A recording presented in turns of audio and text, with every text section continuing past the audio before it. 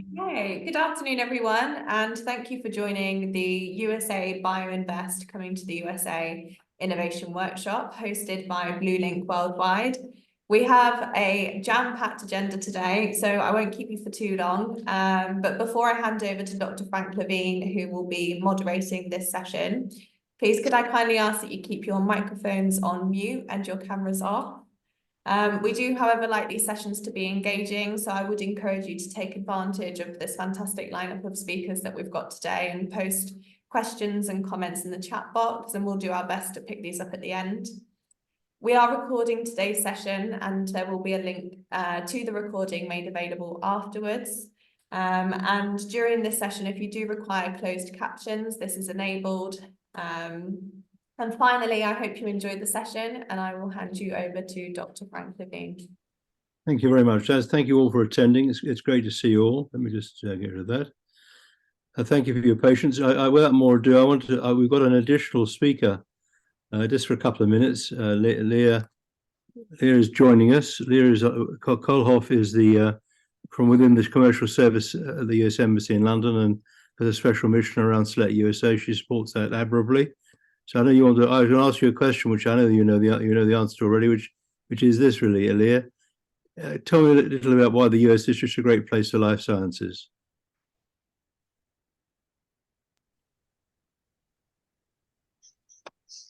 Hi, Frank. Hi, everyone. Thank you for allowing me to come here and share a few comments about Select USA. So, well, that's quite easy. The US market basically offers a high rate of collaboration between companies and research facilities and academic institutions. So this ecosystem basically will always continue to grow and foster growth and innovation and therefore opportunity.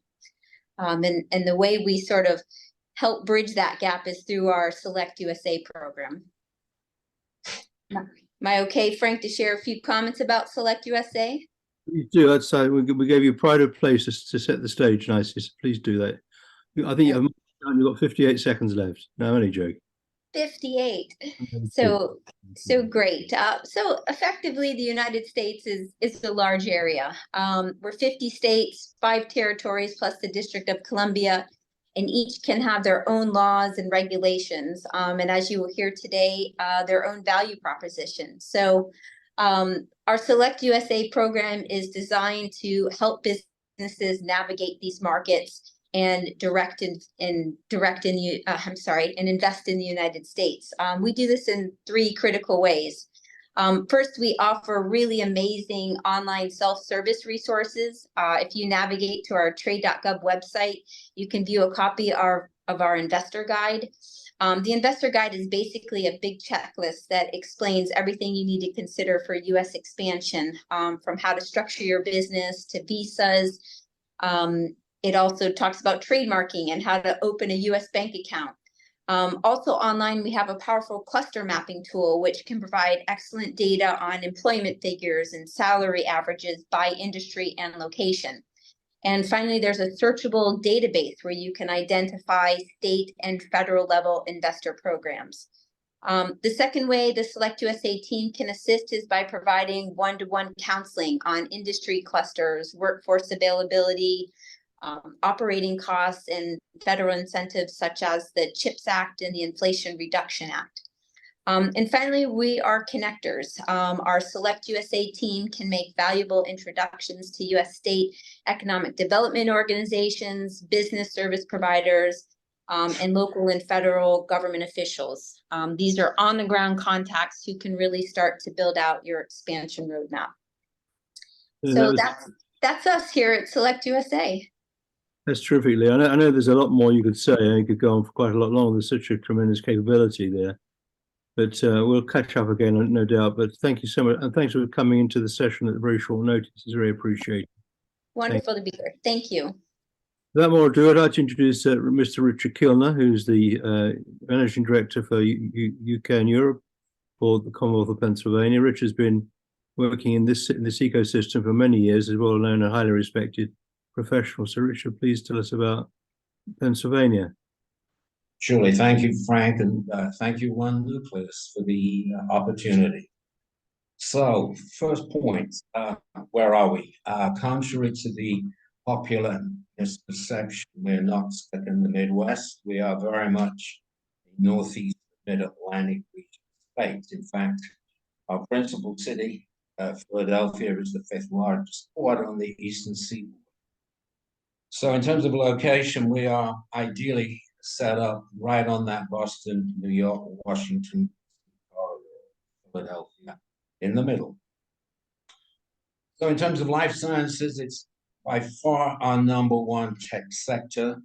We have 3,000 life science companies in two major clusters. First in Pittsburgh to the west, and that is a specialism very much on medical devices, regenerative medicines, and surgical robotics. In fact, Smith and Nephew, UK, have just set up their surgical robotics research center for the US. And in Philadelphia, which is really all about drug discovery, which is kind of logical when you realize that 80% of the world's pharmaceutical companies have a major presence in the greater Philadelphia region. And in fact, just recently, in fact, a month back, the federal government designated Philadelphia to be a regional tech and innovation hub to lead in the precision medicine space. And that's down to special expertise in cell and gene therapies, medical devices, AI and robotics, 3D printing, vaccines, and biomanufacturing. So we've been very successful in attracting companies to Philadelphia, and I'm going to focus very much on the greater Philly region. And my thanks to the Chamber of Commerce of Greater Philadelphia for sharing many of these slides. So SMEs that in the life science space that we have worked very closely with and attracted to Philly in the last couple of years, Adaptimmune, Immunocore, Achilles Therapeutics, PSI Oxys, all in the T-cell therapy development for cancer, treatment and cancer research. And also very recently, Vernalis, the former British biotech, all headquartered there. So could we, we're right on the second slide. And in terms of economic power, economic activity and purchasing power within a 200-mile radius of greater Philadelphia, you have the fifth largest economy in the world. So it's a great location, very accessible, direct flights from Gatwick and Heathrow on a daily basis, and excellent communication. 70 miles from New York City, 1.5 hours train ride, 1.5 hours train ride on the Amtrak down to Washington, D.C. And the next slide, please, Jasmine. So we're in the top 7 for R&D, 10.5 billion annually in R&D, and top 5 residents. Next slide, please.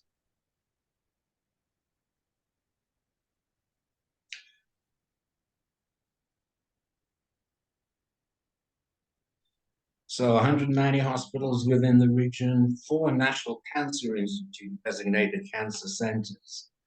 And I'm not going to read all the bullets, so we could go to the next slide, please. These are the first in Philadelphia, the first hospital, first medical college, et cetera, just as a bit of trivia, the first ever American flag, the Stars and Stripes, was made by a seamstress in Philadelphia. And next slide, please. So these are the top life science companies. Notable there, GSK, US headquarters for R&D and operations.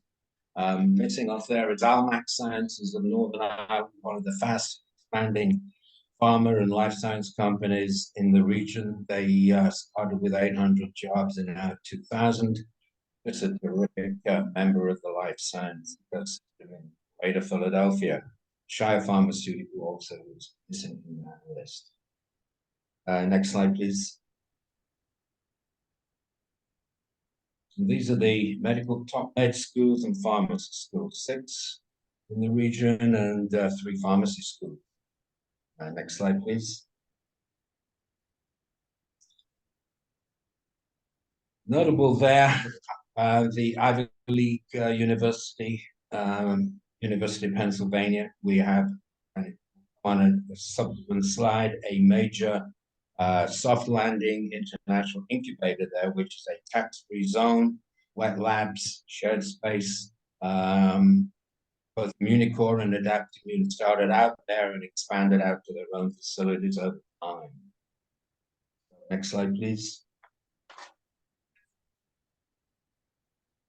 Over 100 colleges and universities. I think you will find that there is a highly educated workforce. Next slide, please.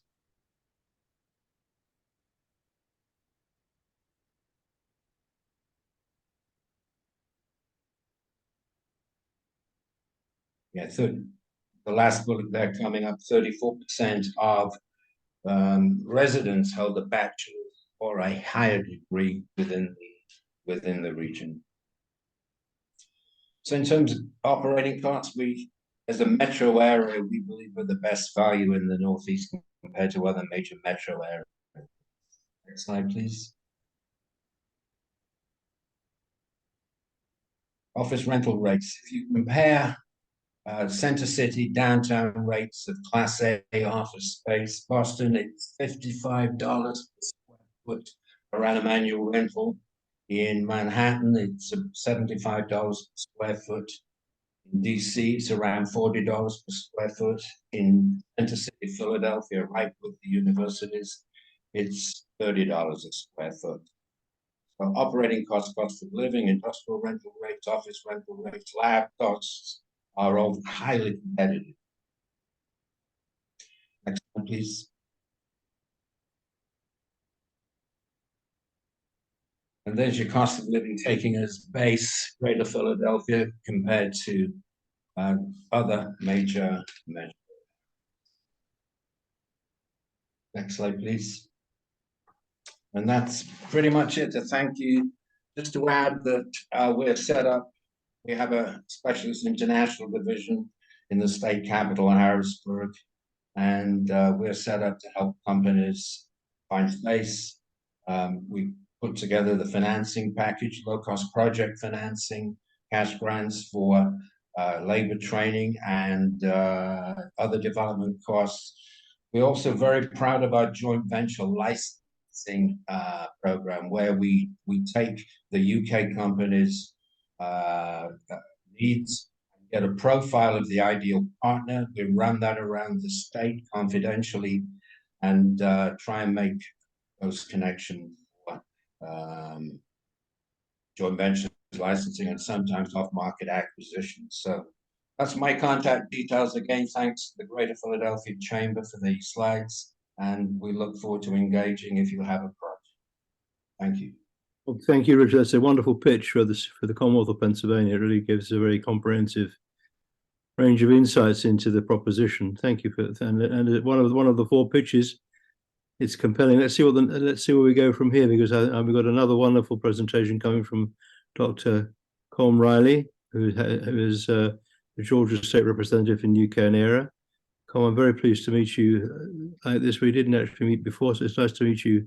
Not directly, but certainly virtually. It's a pleasure.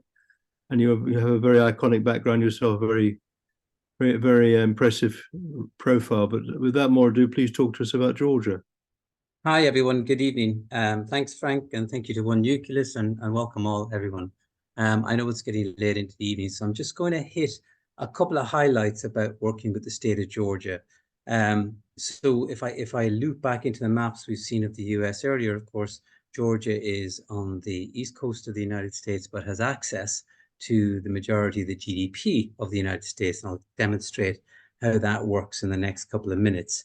Firstly, I just want to spend a few minutes talking about the market attractiveness of the state of Georgia and why it's important. I'll then talk very precisely about the life sciences presence in Georgia. And I'm only going to hone in on two particular aspects that one needs to consider in expanding into the United States. One is about workforce, attracting workforce, acquiring the workforce, but also workforce training when that's necessary. And then I'm finally going to approach the last topic of, I'll just give a quick run through on the incentives that are available to life sciences companies coming into Georgia to access the US market. But I should stress that I never like a conversation about investment in the US starting with the topic of incentive. I think any conversation, and the state of Georgia is quite adamant about this, has got to start with what are the business goals that the company wishes to achieve. And on the back of that, you can start to have a conversation about tailoring incentive packages that will work to achieve those goals. So without much ado, the value proposition for Georgia is they speak business. And the reason we say that is consistently over the years, and not that this is the only measurement that one should use, of course, but it has been the number one for business. Whether you reference Site Selection magazine consistently or Area Development magazines, which is pretty much announced that Georgia is the one state that combines all of the elements together, what we call the four parts of the helix. That's academia, business, government engagement, and of course the communities in which businesses have to work and live. Bringing those four aspects together and creating a very potent cocktail that can be used to make businesses successful once we know what those objectives are and can work with them to dovetail with what the state offers. Georgia, pretty much the argument for Georgia is built around 6 core elements, and I'm really only going to touch 3 of them today, one very briefly and the other 2 in detail. One is workforce and education. The state is obsessed about getting the right people into the right roles, knowing that for investments, that's really where it counts. I mean, ultimately, while we do live in an age of increasing automation and even increasing artificial intelligence engagement in our business models, fundamentally, it's the people we employ that makes the difference. Obviously, the economy of Georgia is very significant in itself, AAA rated consistently, and always looking at bringing together a policy landscape that suits the business requirements of the time. High focus on technology and innovation. I'll just touch on the details about that. Business friendliness, I'm not going to spend any more time on that, actually, other than stating that if any of you have ever visited the state, friendliness at a personal and a business level is de rigueur in the state. It's in the DNA of how the state is constructed. Very competitive on the cost of doing business compared to other states. And of course, the infrastructure itself is very significant, but one of the largest ports on the East Coast and in the USA, entirely probably the most productive port now in the United States, and also a very significant aerospace link, and then of course rail links as well. So just to touch on some of those things, the business fundament, I'm getting some background noise, by the way. I'm not sure if I'm the only one, but anyway, strong business fundamentals, AAA rating, a very favorable corporate tax rate, of course. The regulatory environment is driven by business engagement and listening to business. So whilst that isn't the only issue that drives the regulatory environment and the policy initiatives at the state level, it is a key factor. Very strong, consistent government foundation, and there are multiple state supports for business depending on what you're trying to achieve. And that's the key thing. You have to engage with the clarity of what your investment is trying to achieve. So just 2 very quick things about Georgia is currently outpacing the nation in life sciences. Since 2015, we've had about a 20% growth rate year on year in the life sciences sector. Georgia signed into law the life sciences manufacturing tax credit, which was a bonus, of course, that added to the existing job tax credit for the creation of jobs that were primarily around manufacturing, pharmaceuticals, medicines, and medicinal devices. And there are 4,000 plus life sciences organizations in the state at the moment, and we've broken them down here on the right-hand side. I'm not going to go through that type of detail, but just to say that the life sciences sector is a key component of the economic makeup of the state. On the R&D side, of course, Georgia's research university is similar to the overall life sciences sector, because it has to, more or less, has outpaced the national growth in R&D since 2015. Academic research and development is around 1.4 billion. Then you have VC investments of $500 million and NIH funding matching of about $750 million. Significantly, also, you see a number of global health organizations quartered in the States. So you've got the headquarters for the Arthritis Foundation, the American Cancer Society, obviously the CDC, Center for Disease Control, and several other national and international bodies that are centered in the state. And they're primarily centered there because they're able to access the life science companies that they need to, but also that funding of R&D that allows them to stay on the frontier of what's happening in life sciences. I mentioned earlier, and I really feel that a differential about the state is the skilled and the talent pipeline. It's the #1 state for workforce training in the nation.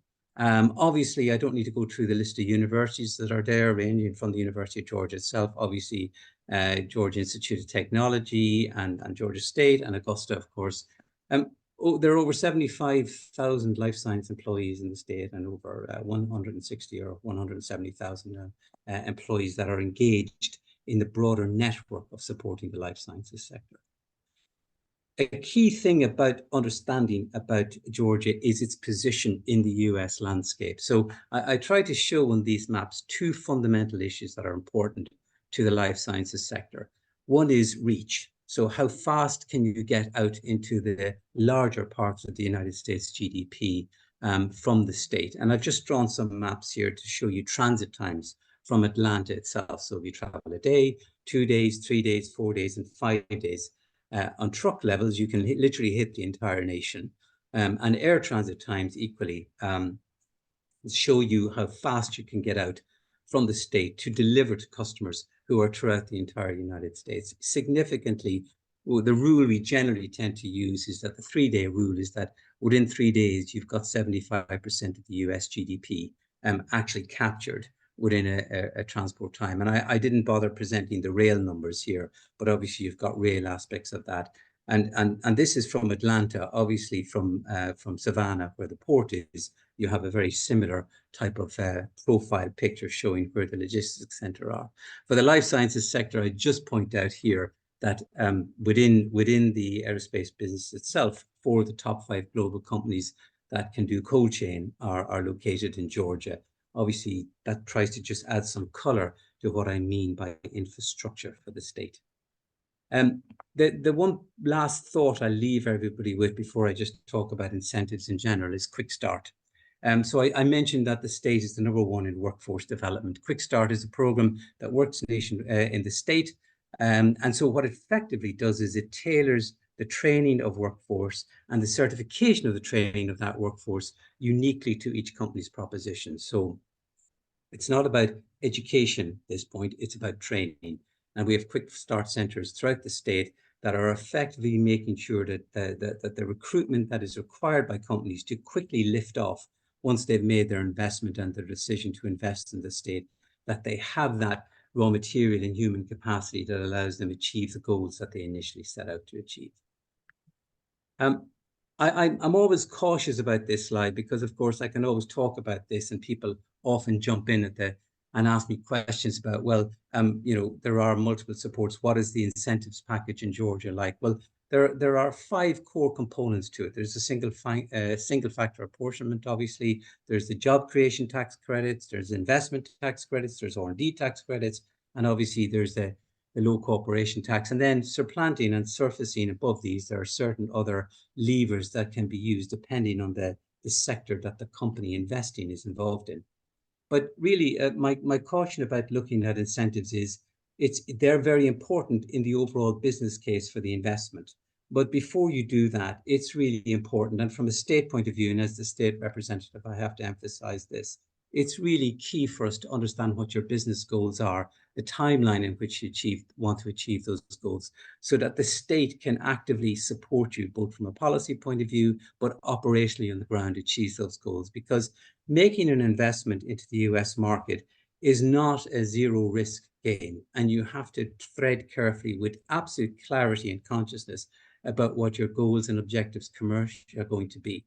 And the state of Georgia is one of those states that when it understands those goals and seeks to understand them clearly, it can then match the incentives package that you need to achieve those commercial goals. Because we know that the success of the investors tends to lead to more retained investment going back into the state. We've seen that time and time again with those who may have started with a relatively small footprint. And the mission of the state is always to allow companies who invest be successful and grow from there. And with that, Frank, I was just going to cut it at that point. It was very cerebral and very interesting. Thank you very much. Dr. Riley, it's very interesting. You touched on some very unique aspects of Georgia. I have a home in the neighboring state in Florida, I can attest that Atlanta is a wonderful city. And Afarati is a wonderful name for people. The quality of life is a driver of decision making. You couldn't wish for better, but also being someone who loves history, one should know not to mention Savannah. Yes. Another gem.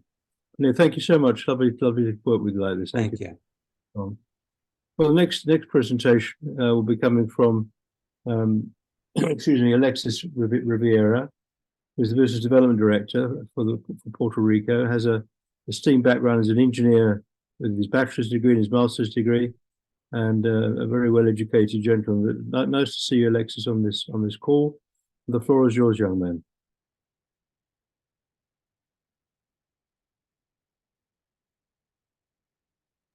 I think you're on mute. Eh? Yeah, thank you, Frank.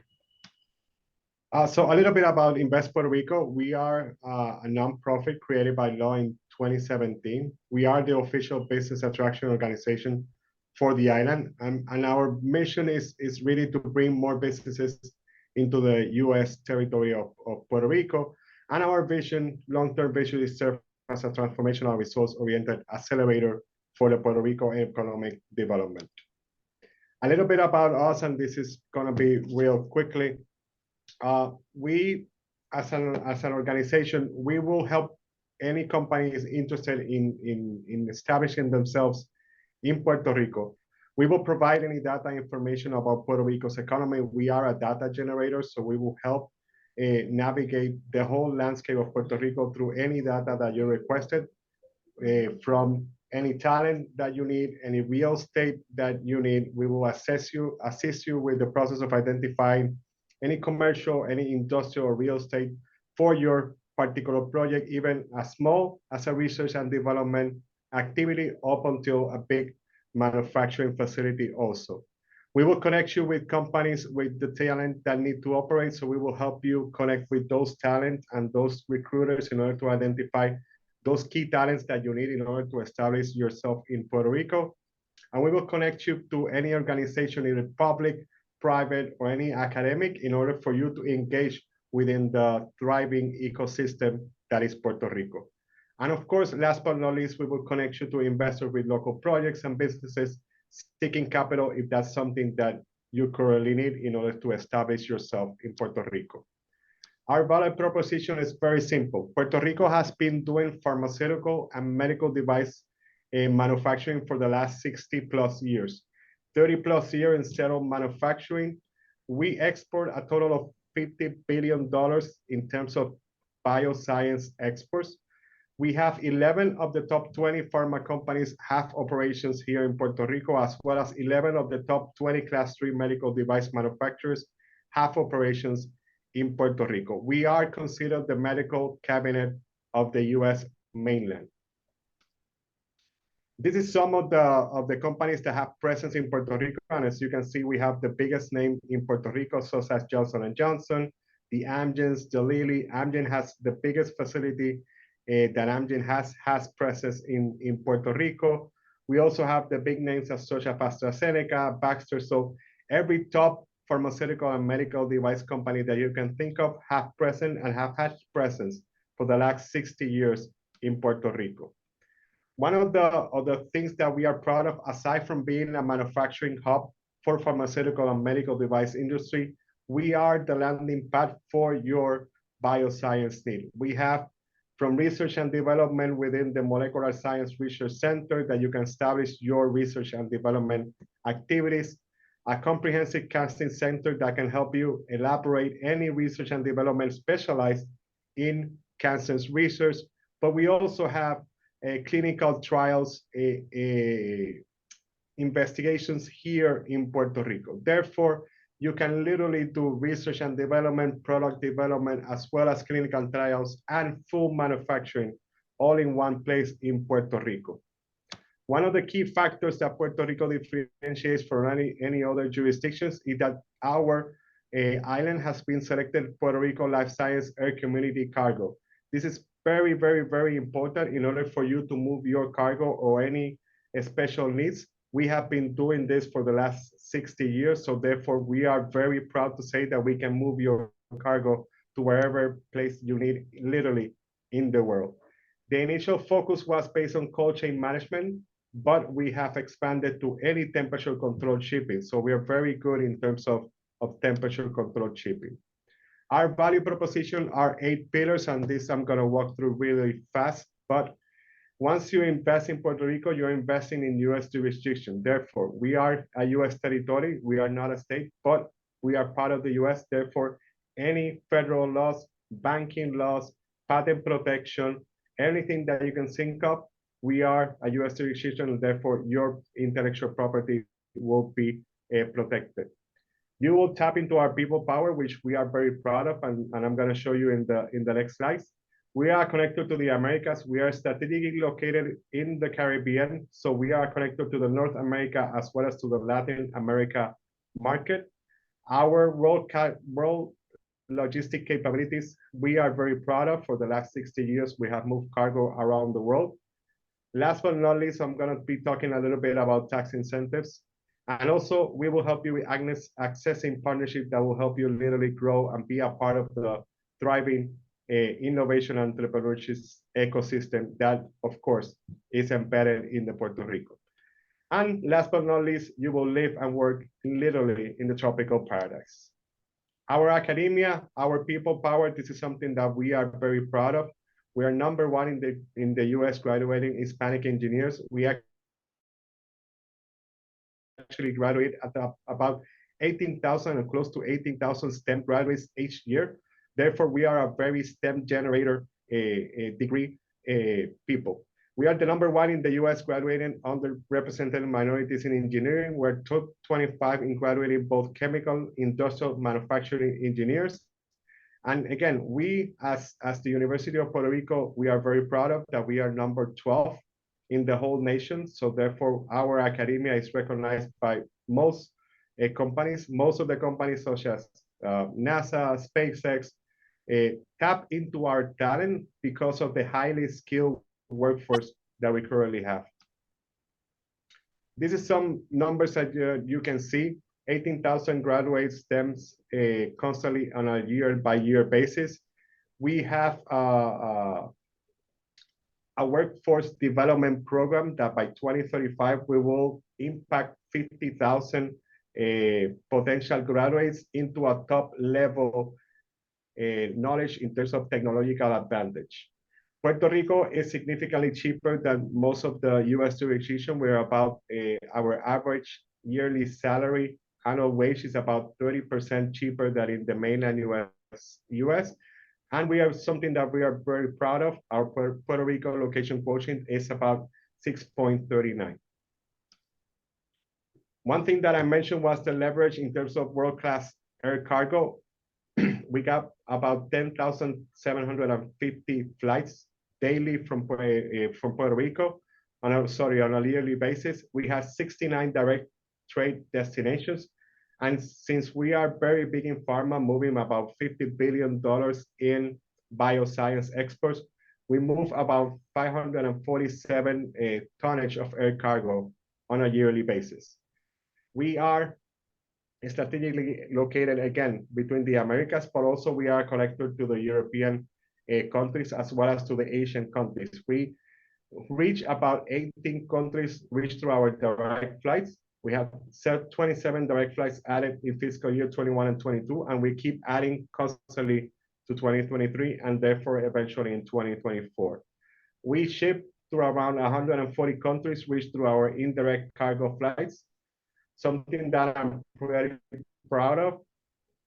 We can literally ship your product from Puerto Rico to Japan in less than 7 days. So that's a significant milestone if you want to literally reach the world from a bioscience perspective. Last but not least, our tax incentives are very aggressive in terms of Puerto Rico, divided by different buckets. One being the bucket of local corporate income tax rate by only 4%. The second bucket being the tax credit, and this is very significant to our research and also to our startup company. We give 50% tax credit on qualified research and development activities, which are transferable and sellable. Transferable means that you can actually use it as part of your tax credit program during the fiscal year, but also you can sell it in an open market. for close to 92 to 93 cents to the dollar. So therefore, you can sell it in the market and invest it back into your business. If you're to open operations in Puerto Rico, you can receive about 25% tax credit on purchased products in Puerto Rico. And on a case-by-case study, you will receive cash grants negotiable based on job creation and or capital improvements. That's around 30% of your capital improvement or your capital investment, of course, based on the job creation and or capital improvements needed for your business. This is a comparison across the board from different US jurisdictions. We being a US territory, but not a state, we don't charge federal corporate income tax. Therefore, you will gain a significant saving if you compare ourselves to other jurisdictions. And as I mentioned before, our employee annual wage is about 30% lower than the highest one in the mainland USA. We will you will have access to partnership that will help you grow. We will help you connect with the public sector, with municipalities, with service providers, with academia, with nonprofits, networking groups. Therefore, you will be thriving through an innovation and entrepreneurship ecosystem, but also you'll be thriving in a pharmaceutical medical device ecosystem, because we have been doing this for the last 60 years. The network is already there with representation from, of course, every industrial organization across the US. Sorry, Alexis, it's time to wrap up. If you wrap up in 30 seconds without making it too impolite. I'm done. Thank you. No? Yes. Thank you, Frank. Thank you. That was miraculous. You went through so much. Thank you so much. That was terrific. Nice of you to do so professionally. Now, last but not least, we have Rachel Cohen, who's the life science specialist in the Choose New Jersey Economic Development Organization. And Rachel, is delighted to see you here this afternoon. Thank you for being with us, and please proceed. Thank you, Frank, and thank you to my peers and friends and neighbors, even in Pennsylvania, across the border over there.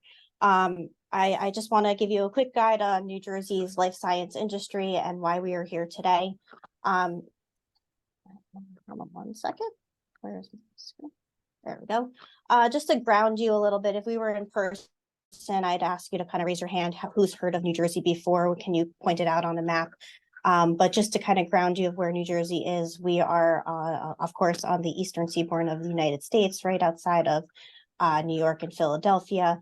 And as you can see, we have the global access that comes from New Jersey is unmet.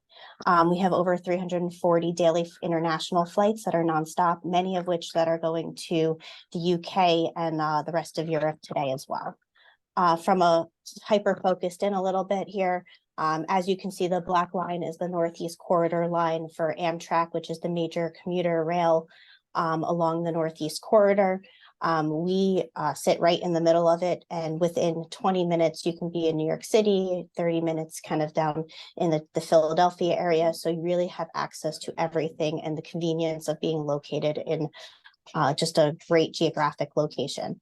From a financial standpoint, within about a 240 kilometer radius, you have access to $3 trillion worth of the GDP and 36 million consumers available at your fingertips here. From a very high level, just kind of ground you in the history of New Jersey, we do nickname ourselves the Medicine Trust of the United States, and a lot of that has to do with our history of where life science companies have started, have launched products, tested their products, and have continued to grow their companies in this great state. Again, on a high level, I just want to point out a few statistics here. We are the #1 region for pharmaceutical employment. We have 8 of the top 10 pharma companies, and 12 of the top 20 medical device companies all have presence here in New Jersey. And of course, I wouldn't dare not mention the fact that we have the #1 concentration for STEM employees in the state as well, in the country as well. Just to kind of dive directly into some of the companies that are here, by moving your company here to the state of New Jersey, you'd be joining a lot of your peers that are all located in a place that they call that they want to live, work, and play. And so just a high level of who's here today. To make a point on my previous comment in the fact that there's a lot of your top talent. We're the smartest state in America for a reason. So the concentration of scientists and engineers are unmet. And about 44% of residents have a bachelor's degree or higher. Just to ground you, the national average is 34%. So we have a very, very highly educated workforce here in the state. Just to drill down a little bit closer, this is on a county level, so more hyper-focused local level of where our talent sits. You can see that they're kind of concentrated in that northern central area of the state. That is not a coincidence. That is where our top tier academic universities are. That's where it's the New York metro region and Philadelphia region as well. And a lot of that has to do with where those companies have been located as well.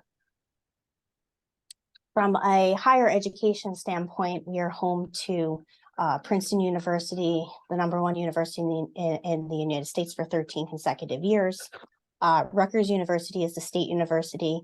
And while it says we have about $872 million in R&D that went into R&D this year, actually that number will surpass $1 billion this year for the first time. So we're continuing to exceed the amount of money that we're putting into our R&D companies.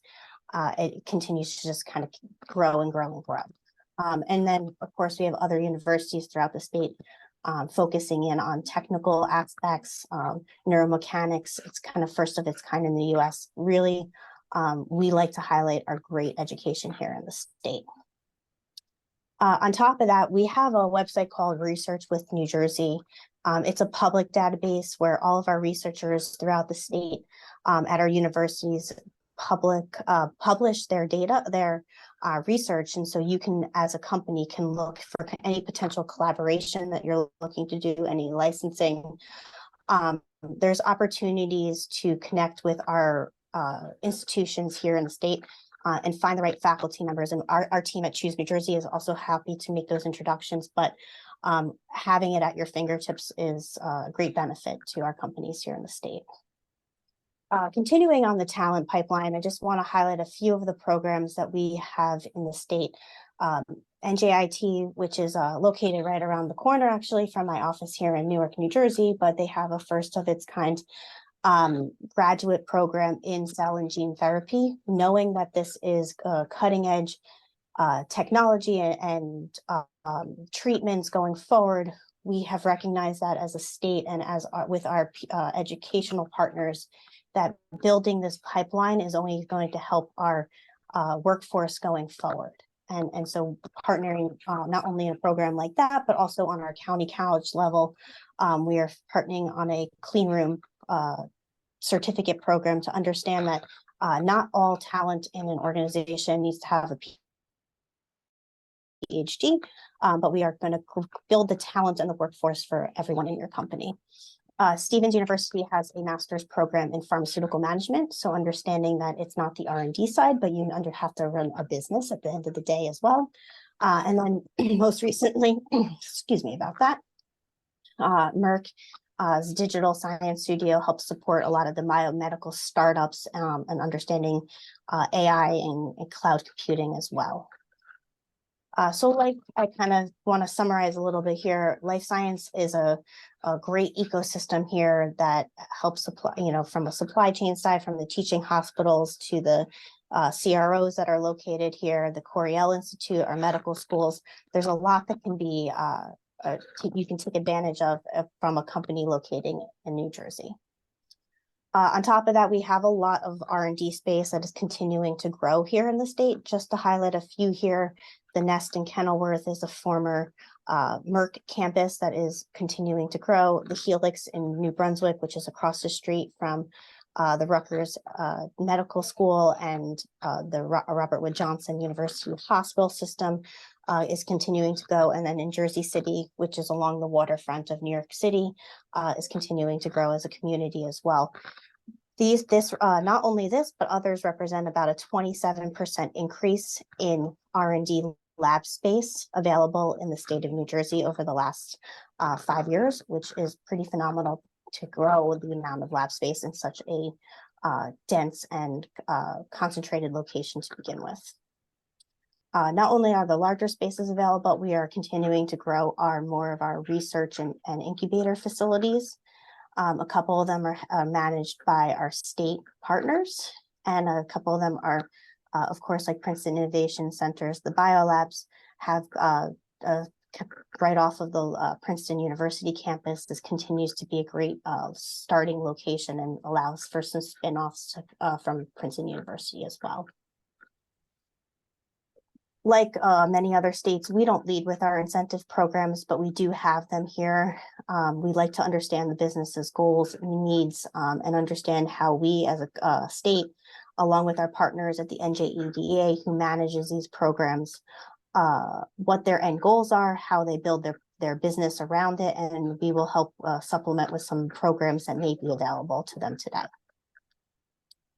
And then I like to always conclude with you're not just moving your business to the United States and to New Jersey, but you're moving your family here. So I want to make sure that your family it's the ideal place for your family to be raised. We're the #1 public school system in the United States. We recently have been named by Wallet Hub the #2 state to live in. And we are the safest state to live in as well by inner body research. So a lot of reasons why moving your family here is important. We are a very diverse state. We acknowledge that. We want to celebrate that as well. So when it comes to women's rights and LGBTQ plus rights, that is a major component in our state's legislation. And we're proud to say that those are values that are important to us. From a Choose New Jersey standpoint, how can we help? Is really the question. We're here to help provide you with any data that you need to make some decisions, assistance with site selection, state resources, introductions to any private or public partners that you're looking for. And then ultimately, we want to help celebrate you as well in the state. So as you do transition your business here to New Jersey, we want to help promote you as well. Lastly, just on a high level, we're an organization that has been founded in 2010. We've helped many companies start businesses here, grow their business here, and continue to flourish in the state. We are a global, we understand that the world is a global business network. We are global as a matter of fact. So we have offices in Ireland, in Berlin, in Israel, in India, and soon to be some others. So you continue to always reach out to our partners around the world, but understanding that we're interconnected in the state of New Jersey means that we're interconnected around the world. And lastly, there is my contact information. If you have any questions, we'll be happy to help you and get you. Let's work together in making sure that New Jersey is your new home. Thanks, Frank. I hope I got there really quickly for you. Well, it was also full of quality and got great content. Thank you, Rachel. I really what you had to say. Thank you so much. Thank you so much. Lovely to meet you and see you in person again, almost in person. But we have now a little bit of time for questions. Jazz, do we have any questions from the audience, or do you want me to sort of float a few just to keep the conversation going? Any at all? We don't currently have any in the chat box, but just as a reminder, please feel free to use the chat box for questions. But it might be worth you kicking off with some, Frank. Well, let me just pick up from where we just left off, which is there's 4 wonderful propositions there. How the dickens do you choose between the 4? And there are others too that merit attention. So in terms of a practicum, we have a little bit of conversation about the sort of process? I think you touched at the end of your presentation, Rachel, a little bit, that the quality of life is important. Let's not overlook that at all. Has a bearing on family happiness. But perhaps between the 4 of you could have a few minutes conversation, exchange of views about if you're a CEO of a pharma company, life sciences business in Cambridge, and you have these 4 interesting states and others to look at, what process would you adopt to sort through the wonderful opportunities? You want to go first, Rachel? As the ladies go first. Sure. So, I mean, I think I've owned businesses on the side too, and you know, it's the same value proposition no matter what business you own, in my opinion. And that's kind of like understanding where your goals are as a business, what are the strategies that you're going to set forth going forward, and understanding what each state or region has to offer. Kind of how does it align with your company? And I think what I like to say is New Jersey has a lot of it in this tiny little four walls of our state. From a geography location, you have anything from inner city to the beach to the farmland to the you know, of everything in between. I think the only thing we wouldn't have is desert, but you know, we have it here and it's available, and a great working environment for companies. What I did not mention is that CNBC just ranked us the most improved state to do business in. So, you know, again, when other people are talking about it, I think it goes a long way. But that's just scratching the surface of kind of what I look at for when moving a business. Tom, would you like to add to that? No, I think, Frank, what Rachel has said is I think it really will depend on what you want to achieve about your first investment into the United States. So look, the four propositions you've seen today, they're all very compelling, but they're actually different and they're applicable to different parts of the value chain of different businesses. So the same business might need a portion of A or B or C. I think you've got to look at, you know, we can't see that it's not like a business makes a choice and it's the only choice they make. I think the reality is that depending on what your business objectives are and what they want to achieve, either in that division or as that business continues to expand, they will find that it's less about, you know, we think there's competition at this level, but in truth, there isn't really, in my view. In my view, there are clear differences. There are companies that are more suited to Georgia than perhaps to New Jersey, and that's just because the characteristics of that business. And I'm sorry, Rachel, I won't put words in your mouth, but we wouldn't want a company that we couldn't make successful. Let's put it that way. If they were looking for a heavy emphasis on something, the nature of investment, and I'm sure that everybody who's tried this before will understand, is that you can't think about it as being success for the state. You think about it as being success for the company. And by consequence, it's success for the state. And the references we all have in our presentations are from companies who actually have found that. Now, that's an important differential to me. It's about the state bodies taking the time to actually understand what the goals of the company are for that particular part of their value chain or for that particular division within the business, and making sure that they can give them the answer, because we are in this game long enough to know that the only outcome that works is a successful one. An unsuccessful outcome is bad news for any one of us. So I think we've got to stay focused on business requirements. So if you're sitting in Cambridge or anywhere else in the US, you've got to have a look at and be very clear about, you don't go into this process unless you have absolute clarity about what the metrics of success for you will be. Thank you. Alexis and Richard, would you like to chip in a few comments at the end on this one? It's the catch-all question, really, isn't it? Yeah, Frank, I'll jump in real quick. You know, I think companies do not just invest and set up operations in the US in a kind of a vacuum. They've already developed relationships, should have, be it sales developed, be it collaborations, be it a distributor or a joint venture partner. And I think it's going to be very much client driven as to where those relationships are and where those can be best served. And then it's a straight comparative decision based on location, costs, skill sets, and as Tom pointed out, is whatever stage and process of the investment game you are in will be the match. And Alexis, you want to a very quick word from you, because I want to go to one other question before we finish. Yeah, so basically, previous to joining Invest Puerto Rico, I used to work in pharma in Bristol and Janssen and other Pfizer, for example, other pharmaceutical companies. And whenever those companies evaluated where to invest, they took into consideration several factors. Being one, the people are going to be able to be developed. The people are going to be able to live happily and have a balanced life in terms of work-life balance. Second one being the component of quality is where we're moving production or where we're moving volume. Is it a place that already is embedded in terms of a quality culture perspective, and they have quality in their mind? That's another factor. Another factor will be, of course, the technological advantage. Do they have experience doing that? That's something very important to take into consideration when you're joining and when you're expanding your operation outside of where you currently are. And last but not least, of course, the cost part, because at the end of the day, you have a business. The bottom line is you are a business and you want to make money, and be in a place that actually helps you grow and be part of an ecosystem. That's key in terms of factors in order to move operations, of course, outside the UK.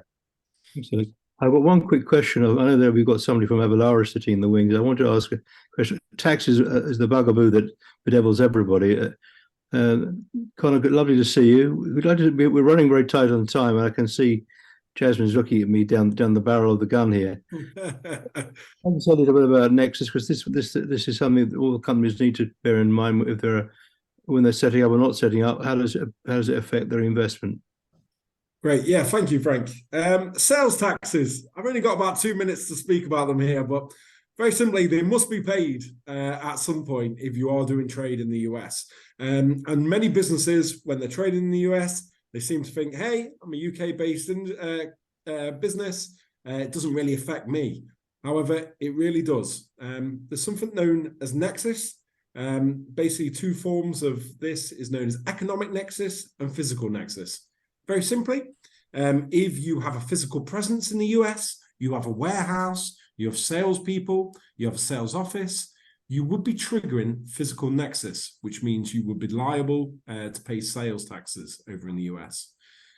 Also as well, if you're selling into the US, each and every state has a different sales threshold, ranging from 100K in sales all the way up to 500K in sales. If you were to breach this at all, you would be deemed that you need to start charging sales tax to your customers and need to start collecting that in these states as well. So a lot of businesses leave this in the background. Make sure you are on top of sales taxes and know what your liabilities are. And if you need to know anything more about that, please feel free to reach out to myself. Frank Levine does have my contact details. So that's thank you for being so crisp, Connor. That's very kind. Jazz, I think you want us to run us to the finishing line, don't you? I want to thank everybody, but before we close, all the speakers, the experts, panelists, and yourself, Jazz, for making all this possible. And of course, without the attendees and all the participants. But over to you, Jazz. Do you want to close the session? Thank you, Frank. And I am conscious of time, so thank you all for joining. We did have one question come up in the chat box, so thank you, Jeremy, for that. So I'm wondering if we can quickly answer it before we close. And that was, to attract US investment in companies emanating from the UK, does the company have to have a firm based in the state in the US? Is that something we can quickly? Yeah, do you have to have an established office, or can you be just exporting? You can be exporting. I would recommend incorporating in a state and then registering to do business within a state or multiple states. But when you do have an office here, that would trigger that as well. But if anyone else wants to chime in, feel free. Colm, just to say, there's no requirement. You can export into the US, of course, without one. But if you're planning on growing and developing in the US market, so obviously it's a strategic market to enter, then I think I interpret the question to be, does it have to have a company based in the in the US? And the answer is yes, that would be recommended. I would endorse that, Colm, because Americans like to buy from Americans, and you look like you're a proper business if you're set up there, and you can open a bank account, look like you're there for the long haul rather than just keeping your toe in the water. Jazz, thank you for that. Wonderful. Thank you so much. And thank you again, everyone, for attending. If you do want to reach out to our speakers after the session, or if you happen to be watching this on demand, please feel free to reach out to either myself or Frank, of course. And I hope you enjoy the rest of your Genesis conference. Thank you. Thank you, guys.